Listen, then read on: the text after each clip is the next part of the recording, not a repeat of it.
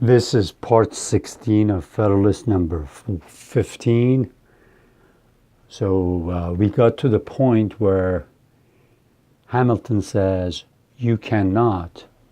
one cannot trust individuals with power, and one definitely cannot trust a group of people with power because of a host of reasons. Number one, there's still that human nature is at work. Number two, when they're in a group, they feel like they cannot be pointed at as the sole individual that is responsible for something wrong that's happened. Now, if something good has happened, they just want to definitely take the credit individually. But when something goes wrong, they say, I wasn't the only one. Because of that, he says, when people are in groups, the tendency to break the law, to abuse power, to overstep their boundary is even more. It's even much bigger. That tendency is the tendency of power to abuse human beings, whether individually or whether they are in groups. And that's why he says, a spirit of faction, which is apt to mingle its poison in the deliberations of all bodies of men. Remember, he's talking about faction that we talked about from Federalist 10. It is a group of people that put their self-interest first and the interest of society at large last. He says, when people are together, it's easy to be poisoned with that spirit of faction. He uses the word poison. It says mingle means mixed. It stains it with poison. The deliberations. And remember, we talked about deliberations is when a group of people deliberate on something like a jury. You talk about it, you think about it deeply, you reflect on it, you take your time.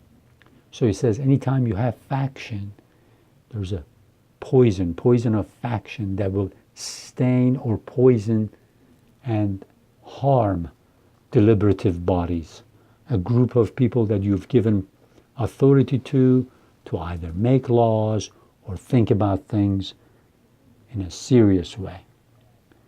So the next paragraph is, in addition to all this, there is in the nature of sovereign power an impatience of control that disposes those who are invested with the exercise of it to look with an evil eye upon all external attempts to restrain or direct its operations. Okay, let me read this whole paragraph.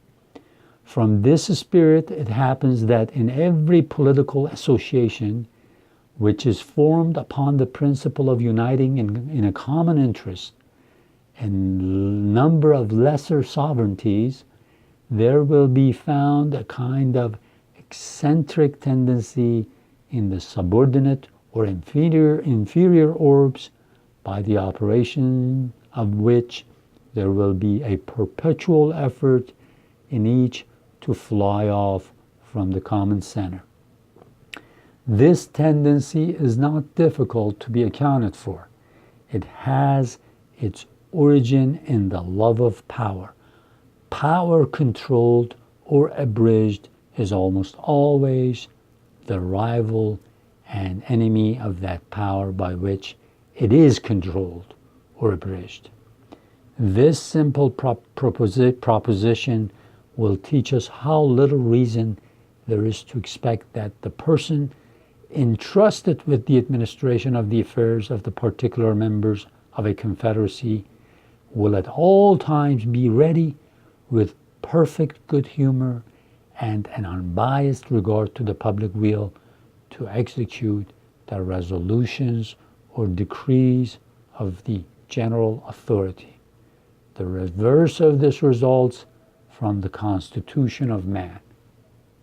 Here again, Hamilton tells us that love of power is amongst anybody that you give him authority to. And he talks about,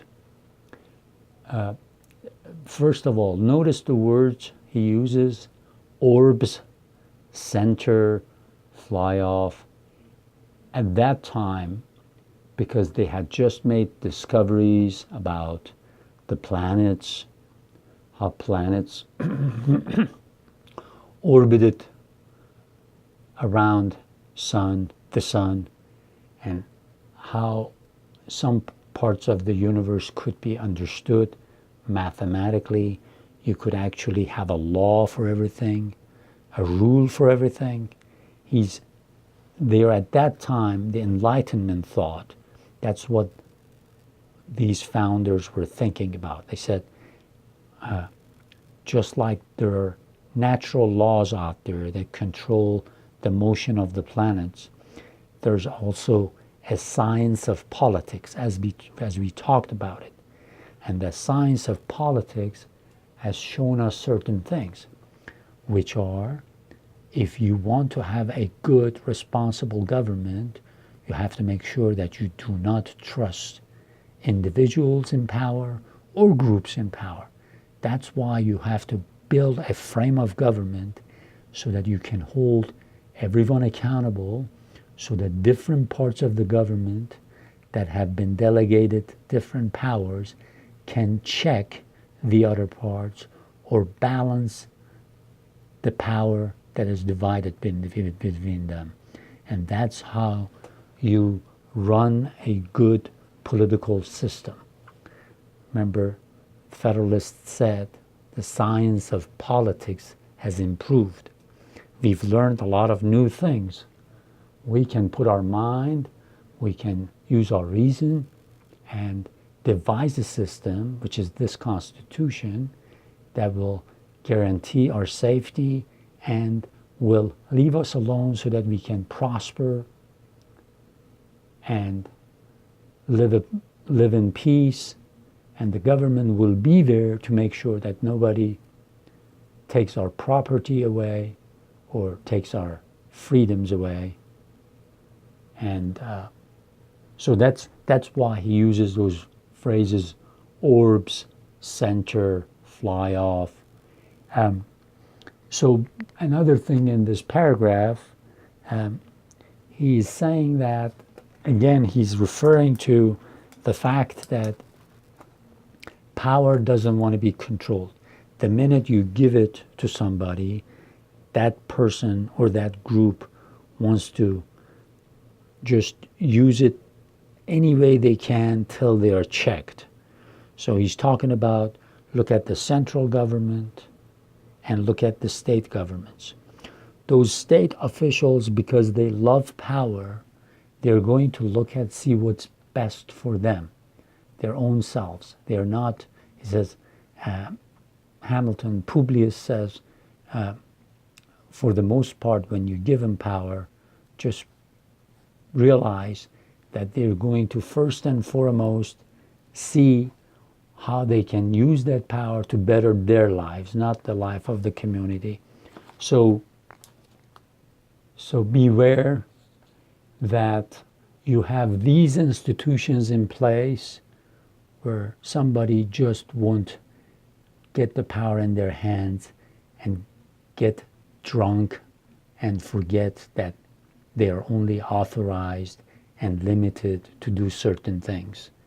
And because of that, you want to balance the power that's given to them. Because of that, you want to be able to hold them accountable. Again and again, he goes to the fact that we have to have the state governments, but remember that state governments, state officials are going to mostly think about what's best for their pocketbook, okay?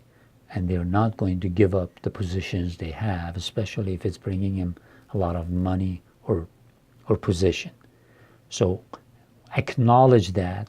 Just make sure that you can work with them, but at the same time, to have a union, a working union together, you have to make sure that they also, people who work for the federal government, do not get carried away and abuse power. So that's constantly what he's bringing.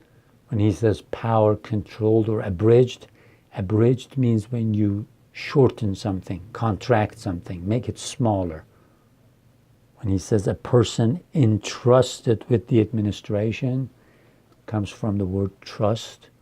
You entrust a person, you give them a responsibility, you show them trust with a position that you've given them, you give them authority to do something.